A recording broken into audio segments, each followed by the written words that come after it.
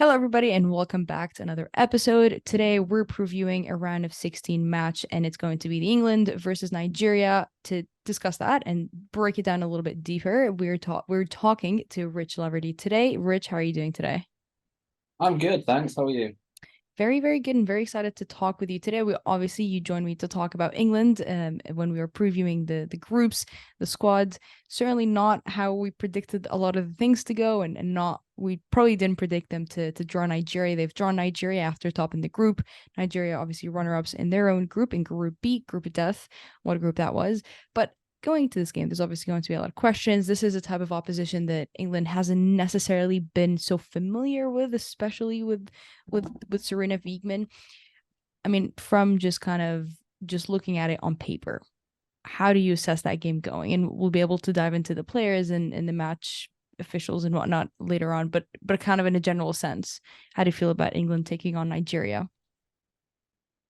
Yeah, I mean, I think it'd be tough. I think, we were obviously joking off air, like this has been just a crazy World Cup so far, in that it hasn't really gone in any way as anybody expected to, and I think pretty much every group, you could argue. Yeah. Some more than others, but yeah, I mean, at the end of the day, like you get this. I know people talk about it's good Germany are out, or it's good Brazil are out, or teams that England potentially expected that they might come up against. Canada Mm-hmm. was another one that was much talked about, but at the end of the day, like the teams that are there, they deserve it. Like I don't think there's been a fluke. Like Nigeria, they deserved the draw against Canada, and they deserved the win against Australia. They weren't lucky, so they have a pretty clear setup. They've been really solid at the back. They haven't given up many chances. They kept two clean sheets in three of their games, which is the same as England. They've got a lot of attacking options. They've flipped their attack because they do have so much depth. Yeah. They've had Oswala, but they've had Kanu on Amonu, both playing America, and Ajibade, who plays for Atletico Madrid, and Tony Payne's done really well in the Yeah. number 10. So yeah, I mean, look, they're there on merit at the end of the day. Yeah, they might be ranked 40th in the world, compared to like Canada being a top 10 Mm-hmm. team. But I think I think they'll suit. I think that they'll enjoy playing against an England team as well. I think they'll just sit back and try and absorb that pressure from England, which China didn't really do a very good job of. Mm-hmm. And they'll try and hit England in transition. Like we've seen that in this tournament. Teams have been very good at that. They've Yeah. been very good at staying solid, staying deep, and then, using their pace and their quality on the counter. And, Nigeria were very good at that against Mm-hmm. Australia in particular. So, yeah, I mean, look, are England probably favourites for it? Yes, they should be, like, as one of the top ranked sides in the world, but I don't think it's going to be an easy game. I don't think any of these second round games are going to be easy, but I don't think England will walk through like with a really comfortable result. I think it'll be a tough game. Yeah, I agree that there's been no flukes for the teams that have made it through, and there's certainly no easy team that England or any team could have been drawn with. But I mean, focusing a little bit on Nigeria and how good they've been in kind of absorbing, staying back, and then just catching teams on a counter attack, done that brilliantly, really in all their group stages games. I think, how would you like to see England react to that? Because we almost saw them get caught in those transitional moments against Haiti multiple times. And maybe if Haiti had that, I don't know, extra gear or nudge of being a little bit more clinical up top, it could have been a lot worse in some ways for England. So that's going to be something that England need to be prepared for, dealing with Nigeria's counterattacks, but also Nigeria would be making sure that those counterattacks are as sharp as they can be. Is that where the game could be decided, and how do you think England should be able to deal with such moments, given that they did struggle to deal with that against Haiti? Yeah, I mean, I think firstly I'll be interested to see how they set up. Obviously, they went with a back three in the last game against China, and it worked. It worked very well, and I always think a back three can work very well because you kind of, apart from your wingers, Mm, which ironically, that's the way England have played over the years. yeah. They've really utilised their width with obviously Chloe Kelly, Lauren Hemp, Beth Mead when she was fit, and that's the one area you kind of lose a player. But naturally you should be a bit more solid at the back because you've got three centre backs rather than two. Mhm.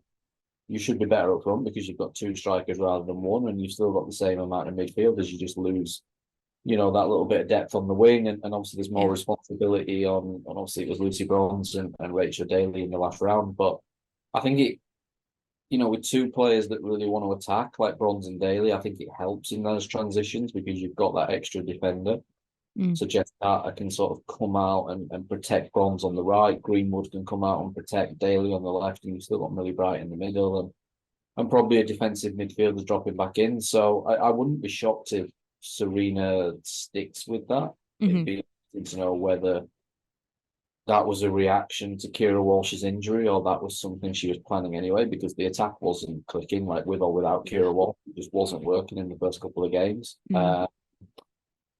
So yeah, I think if they want to stop teams transitioning, I could see them staying with the back three.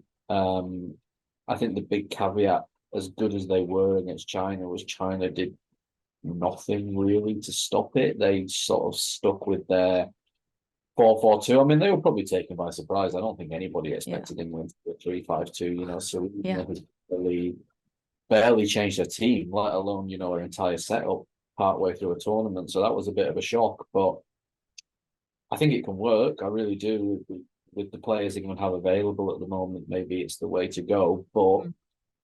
I think they'll get tougher tests because China, they really sort of just said, no, we're going to stay at 4-4-2. And they didn't really press England. They weren't solid at the back. And I'd be interested to see that formation against a team like Nigeria that will be a bit more well drilled. And Hmm. and at the end of the day as well, those teams they'll have watched that England game now and looked at it and gone, oh, okay, they might play a 3-5-2. How do we prepare for that? Whereas to be fair to China, whilst they did very little to stop it, they probably hadn't in any way planned for the fact that England were going to play a back three in that game. Yeah, and you bring up personnel. I think Kara Walsh is a massive player, and her profile is almost irreplaceable in the game in general, let alone in an English setup and their squad that they have. But I mean, if they are to go up with that, formation that you mentioned, which would certainly be quite interesting. And again, you wonder if that was a reaction to missing Walsh. But in general, I think shall this game go to extra time or really taking it into deep waters? In some ways you'd want to probably have multiple options in that position. I think it's hard to say what should happen and what will happen because it's Serena you're talking about here. So I think in a general sense, I guess what would, or looking at the roster, who's a player that you feel like would, as a starter, be the perfect as possible of a replacement to Kira Walsh against Nigeria? Yeah, again, I think that's possibly why Serena will stick with the 3-5-2 because against China we kind of had a sort of 2 and a 1. Lauren James played the number 10 role, and then kind of she didn't really out and out replace Kira Walsh. She just sort of put Stanway and Zelen together because neither are, they're not as good as Kira Walsh in that role. They're both good players. Mm-hmm. I think it was kind of like we have to compensate for how good she is by actually putting two players in there together, which helps obviously protect the defense, and it allowed Lauren James the freedom obviously to go and link with the front two as well as she did. So I wouldn't be shocked to see the same 11 if I'm being honest. I think once Serena has made a big change, which is unlike her, but I don't think she'll make two big changes in a row. I think she'll sort of go, okay, that kind of works. We might need to adapt it a little bit, but Mm-hmm. I don't think Serena Wiegman of all coaches will want to keep changing the team and the system every single game. We know Yeah. what we know last year when Yeah. circumstances went with England, she picked the same team, same formation every single game. So I think that probably showed how desperate the situation was in terms of the combination of A, the injury, but B, the fact that it wasn't really going for England in those first two games. Mm-hmm. That she basically said, I need to change everything. Yeah. That's so un-Serena Wiegman.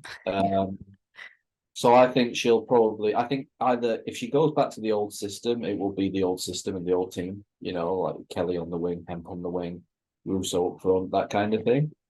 But I think she'll stick with the 3-5-2, and I think she will stick with the same starting 11 that played against China.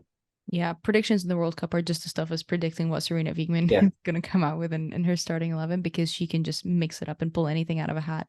But I think if we were to take a closer look at the forward line, and particularly the combinations that did struggle in the first two games, not necessarily to produce, there was production in some ways, but just not being clinical enough. And I think Nigeria, like you just mentioned, just kept two clean sheets. And even against Australia, I mean, they were just happy to sit and defend them because they were confident and expecting that barrage of shots and attacks and runs to come in from the Australian forwards.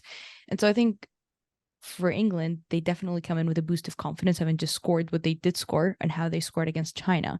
But really, when they're taken into deep waters, and I'd be happy to hear what you think about that number 10 role, which I think in some ways Tooney is a little bit, or Ella Toonston still in some ways is a little bit quiet. I don't think we're seeing that creativity that we have seen from her from the Euros.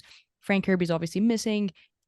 Lauren James has been slotted in and out of that position, sometimes on the wings. Like I think if you're to assess that forward line and the production and the quality of attacks that they're able to put out, and even a closer look at that number 10 role, how does that look for you? And I think again, Lauren James is a player that's going to be crucial regardless of where she's played. But is there a position that she's better at than other ones that maybe should be looked at and definitely implemented? Yeah, I mean, I think she's good enough to play anywhere, to be Yeah. honest.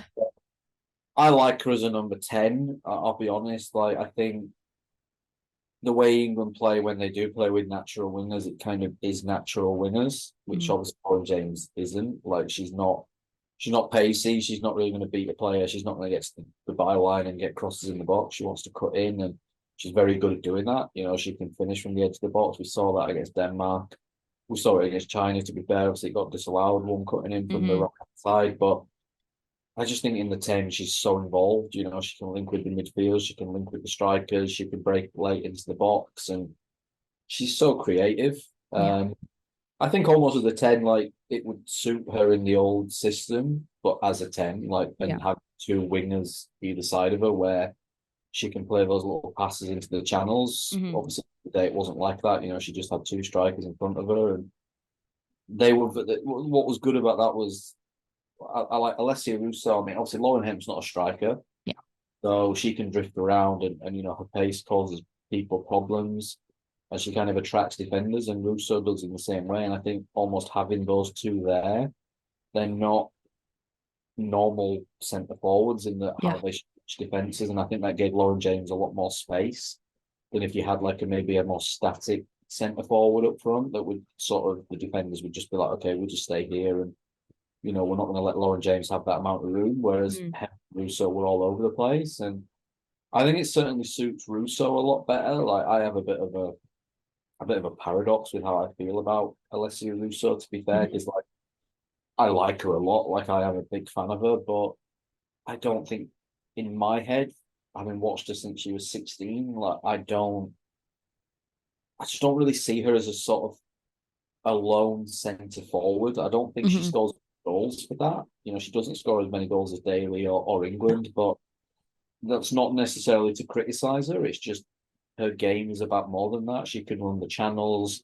Yeah. She's very strong. She's very physical, and I think you saw that against China. Again, the caveat of China did Yeah. absolutely very little to stop it, but she was able to not just think about being a number 9. She was running down the right. She was running down the left. You know, Yeah. she was coming in, and I always remember watching Alessia a lot, particularly when she went to America to college, and you know, you'd see the highlights of her games, and that's kind of what she was doing. She was playing on the wings, and she was cutting in, and she was, you Mm-hmm. know, shooting the ball in the top corner from 25 yards. And I mean, I was like, you know, you play in a team like Man United in England, you play as a number 9, you're going to score goals from time Yeah. to time. Of course you are, but I think playing with somebody up there with her, where like the first two games she dropped really deep, Yeah. and when she was dropping deep, there was nothing else in the box because Mm-hmm. she's a striker. Whereas now, if she decides, okay, I'm going to go out to the right, or I'm going to go out to the left, or I'm going to come, Lauren Hemp's there, you know, Mm-hmm. or Lauren Hemp is there. So, and you're right, Ella Toon probably didn't help that so much in that she was having a bit of a quiet period at the moment as well. And so, yeah, I think another aspect of 3-5-2 working for England is I think it brings a lot more out of Alessio Russo as well. Hmm. Yeah, I'm really glad you highlight a little bit of Russo because yeah, she's the number 9 striker now, and she's gotten those starts ahead of Rachel Daly in the striker position and certainly over England. But those first two games, you can just tell it was a gap missing up top because she was dropping so deep inside. And, you can attribute it to the likes of you just mentioned. That's how she enjoys her play. Again, watching a lot of her collegiate soccer, that's how she played it. That's how she was winning all the awards and scoring and assisting is because she had more of a free role. A tough question. Does Beth England get a start? Because it's a team, Nigeria is a team you need to hit the gas pedal from the get-go.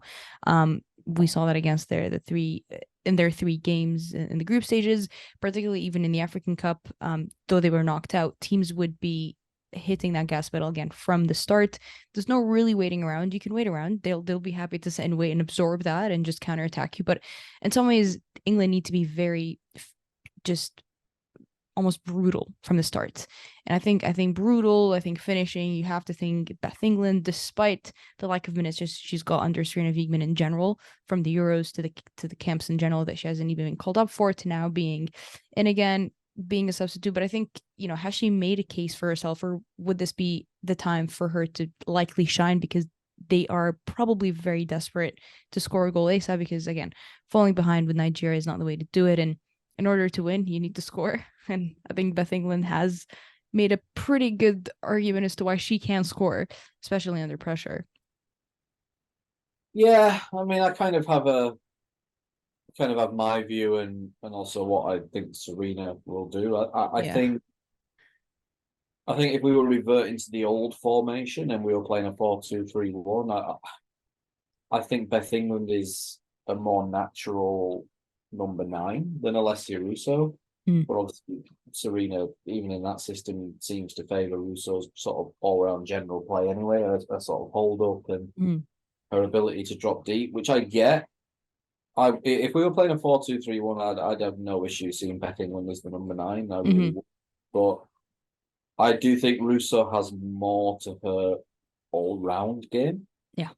in terms of what she can do, in terms of running the channels and holding the play up and dropping deep. I think she has a lot more versatility to her game. So I think if they stick with the 3-5-2 and it's 2 strikers up there, Lauren Hemp and someone else, then Mm-hmm.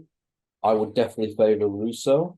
I think Beth England's got a huge part to play. I mean, if it's a tight game and obviously both the strikers will be on the pitch because Rachel Daly will probably be playing left wing back. Yeah. So your only kind of option from the bench will be Beth England. Mm-hmm. And we've seen her come on. She obviously didn't play a minute at the Euros, but she'd come on in both the last 2 games. Yeah. So yeah, I think if it's 1-1 or something like that, and you need to go a bit more route one and start getting the ball in the box, then she's a great option. Mm-hmm. But I can't see her starting. I think it will be. I think if it's 4-2-3-1, I think she'll still stick with Russo up front. Yeah. I think if it's 3-5-2, then I think she'll stick with the same 11 as played against China. Yeah, I guess in a position where you're a tiebreaker and Beth England's on the bench, that'll be your option instead of like throwing Millie right up top, because that's not what you want to do against Nigeria, particularly. But I think who are the 2 players from each team? I think one from Nigeria and one from England is what I'm asking, that will be the ones to keep an eye on, and the ones that the opposition would certainly be wanting to either keep quiet and make sure they don't get much of the ball, or just restrict their movement in general. Yeah, I think again, I'm trying to preempt what I think Beekman will actually do in terms of the system. I'm going to stick with the fact I think she'll do 3-5-2. Yeah. Um, I'm interested against maybe a tougher team to see what Lauren Hemp's role kind of evolves as, because she is playing as a striker at the minute, which she isn't. But she has that pace and that skill that can worry defenders, because I do think Nigeria's defense will put up a million times more of a battle to England than China did. Mm-hmm. I mean, I'd go through. Katie Zellum. Katie Zellum plays again. I mean, she was good against China. Like, Mm-hmm. she's very new to the international scene. But again, I think Monday, sorry, will be a much different test for a player like Katie Zellum. Mm. and probably the toughest test she's had at international level yet. So if obviously she stays in the team, then I'll be interested to see how her role goes against a team that I think will definitely press her a little bit more, Yeah. and that's where Tony Payne is. I think for Nigeria, it's definitely I don't know if I pick a player, I just look at the units and think, is Yeah. that, can that defense stand up to Lauren James, Lauren Hempel, Essie Russo? But when they get the ball and they get the chance to transition, they're going to be so dangerous. Like with Oshwala, with Ajabade, with Omamonu, whoever it is that plays. Obviously, it's crazy because like they've had so much good depth because obviously Deborah Abiadun played the first game, 19 years old against Mm. Canada. She was unbelievable and obviously got sent off right at the end. And like you kind of like, oh, that's going to be a blow. Like she's going to miss 3 games. Like she's still suspended for this game, and like they've still been solid. Like even with Mm. with two midfielders in there. So yeah, I think England's game is all about playing quick, like getting the ball forward and stretching the play, and I think they're one of the best at doing that. So I think for me, it's just more. When I look at Nigeria, I think it's more about the two units. It's can the defense stand up to it, and if they do, what can the attack do to England? Mm. I think for England, if I had to pick a player or two, I'd just look at those two that have had different roles. Like Hemp is obviously a regular starter, but she is playing a different role in this system as a striker. And Katie Zellum is sort of the newest player to the team. Like, how will she stand up in this game? Because if that is what Serena's going to do for the rest of this tournament, the games are going to get tougher and tougher. And I think it's a massive opportunity for her. Obviously, we don't know what Walsh's situation is. She's still with the squad Yeah. based on the fact she got stretchered off and she was on crutches. Like, you'd be amazed if she played in the next 2 weeks. Yeah. But you never know. But I think if you were sat here now, you'd probably think it's unlikely Kira Walsh will play again in this tournament. Obviously, it's great that she hasn't done her ACL, but Yeah. yeah, it's going to be a big ask, and you've got the whole lingering booking situation because Georgia Stanway's on a booking, who's a massive player. Lauren Mm. Hemp, she one of those on a booking, and now Lucy Bronze is on a booking as well. So if you were talking in terms of the system, 3 players England would really not want to lose. Those 3 would probably rank very highly, and in a transitional Yeah. game, maybe Hemp might not be too bad, but I definitely have this irrational fear of Stanway and Bronze not being Right. available for a quarter final, which would be a little bit of a disaster with the lack of depth For in sure. Yeah. those positions. So, Yeah. but everyone's in. I mean, it's probably a story for a whole different podcast, but I think the notion that players have to get through 5 games is a little bit, you know, Agreed. I would probably wipe them after the second round and then sort of say, well, Fresh start. yeah, if you get booked in the quarters and the semi-finals, it's kind of like it's a little bit your own fault kind of thing. Mm. Like if you miss the final, Yeah. I understand why they do it because obviously if they get wiped after the quarters, even if you Teams get will. booked in the final, you're not going to miss the final. But Yeah. you also have to put a bit of responsibility on the players that if you get booked in a quarter final and a semi-final, it's kind of Yeah. like, well, but I think to get through 5 games, like Yeah. the testing is now, that is a lot to get through. Yeah. And I was looking at the list of players on a booking this morning in every game, and it's like, and it ruins the spectacle. You get to the semi-finals, and suddenly, I know I'm going off on a rant, but like, if you get to the semi-finals and a team has got like 5 or 6 players missing all of a sudden, like, I think It it's takes away Colombia. from it takes away from the I think like competition then. Colombia have got like 6 players on a booking, and you're Yeah. like, all the way to the semi-finals. It's like the biggest achievement in that nation's women's football history, and like they're not going to have half their team. Mm-mm. Yeah, maybe the conversation here wouldn't even be the injuries. It's who's to make it through with the least It amount is of bookings. literally like I think France have like 4 or 5, and yeah, it's like I just think I think 2 bookings in 5 games, and you Is then pushing it. I think 2 and 4 is just about okay. And then, like I said, if you do get booked in the quarterfinal and the semi-final, it's a bit like it's your own fault kind of Yeah. thing. Like, but yeah, I think 5 games is a lot to get through for some of these in such competitive, Yeah. tenacious matches. And yeah, not just from England's point of view, from any nation's point of view. Hmm. I don't think any of us want to. These teams are already decimated as it is. Like England have Yeah. got four key players out injured. Most of the top nations do. USA have got four players out. France have got four players out. Hmm.